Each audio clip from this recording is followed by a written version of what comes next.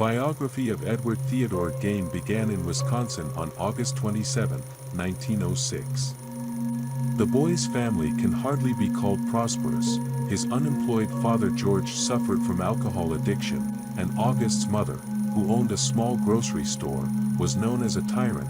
Their marriage initially went wrong, but the couple lived together out of religious convictions. When Ed was born, the family already had a son, Henry, who became the boy's older brother. When Ed was 33 years old, his father died. After this event, in order to cover housing costs, the brothers more often left the farm, being content with random work. As for Gain, he often worked as a nanny for the neighbors' children. Henry, on the other hand, tried to distance himself from his family and live a normal life. However, for his disobedience, he paid a terrible price. In 1944 he was found dead in the possession of the heinous. The official version was that Henry had a heart attack. However, she did not explain in any way the strange wounds on the young man's head. Ed was left alone with his mother. A year later, she suffered a blow and August was bedridden. Ed courted her around the clock, but in December 1945, after a second, even stronger blow, August died. 39-year-old Ed was left alone, and it was then that his slow fall into the black abyss of madness began. Ed was very withdrawn and rarely left the farm. Leading a reclusive lifestyle, he came to town only when he needed the services of a mechanic. No one seemed to notice that he was weirder than before his mother died. Looking back, you can see that he allowed his weirdness to be revealed through his own negligence. Even the stories about the oddities happening on his farm did not bother anyone.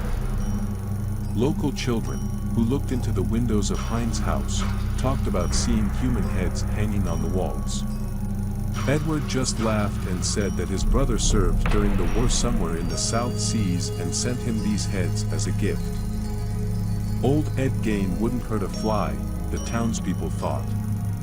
This is just a strange little man who cannot even bear the sight of blood.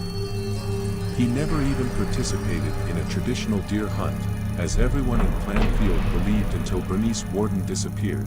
She disappeared on November 16, 1957. In the afternoon, Frank Warden returned from hunting and stopped at a hardware store run by his mother, 58-year-old widow Bernice. It is strange that his mother was not there. She left the workplace, leaving the front and back doors unlocked. Frank discovered something else, something that scared him terribly, a trail of blood that stretched from the window to the back door. Quickly looking around the room, Frank found a crumpled receipt lying in the backyard. The receipt was in the name of Edward Gain. Frank called the police and went with the sheriff to Gain's farm to ask him a few questions regarding Miss Warden's whereabouts. Upon arrival at the site, a terrible find awaited them on the summer terrace behind the house. Bernice's naked body hung upside down on a huge pulley, gutted in the way a deer is butchered. The shocked policeman called for reinforcements.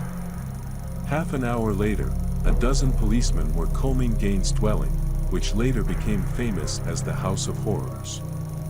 What they found that night was unparalleled in the history of American criminology. The soup pots were made from human skulls. The chairs were upholstered in human skin. The lamp shades were made of flesh and gave off an eerie rotten smell. One of the boxes in the corner was filled to the brim with severed noses. The belt was decorated with female nipples. The coverlet was adorned with women's lips. A shoebox under the bed contained several dried female genitals. The faces of 9 women, carefully crafted and made in the form of effigies, hung on one of the walls. There was also a leather bracelet, a drum made of flesh and much more. The shirt with breasts was made from the skin of a tanned middle-aged woman. Gain later admitted that he often wore this shirt at night, pretending to be his own mother, but that was not all. The refrigerator was filled to the top with human organs, and a heart was found in one of the pans. The sheriff estimated that the remains belonged to about 15 women, and possibly more. At about 4:30 a.m., after several hours of searching, the police found a bloody bag. Inside was a recently severed head. Large nails were stuck into the ears, tied together with a string. The head belonged to Bernice Worden. Gain planned to decorate one of the walls of his eerie lair with it. During many hours of interrogation, Gain confessed to the murder of 2 women, Bernice Worden and Mary Hogan.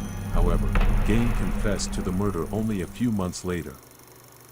The rest of the nightmarish evidence found on the farm, he allegedly collected at the local cemetery for 12 years after the death of his mother. Robbing graves at night, he collected his terrible collection with the help of the feeble-minded farmer Gus, whose task was to dig up the bodies. One day Gus, to his misfortune, went to Hein's house. He just needed fresh trophies and decided on the first murder. A few months after Gain's arrest, the local boys grew so emboldened that they were already throwing stones at the windows of the House of Horrors. The townspeople considered the farm a symbol of evil and debauchery and avoided it at all costs. Ultimately, the authorities decided to auction the estate. People protested, but there was nothing they could do about it, or so it seemed at first.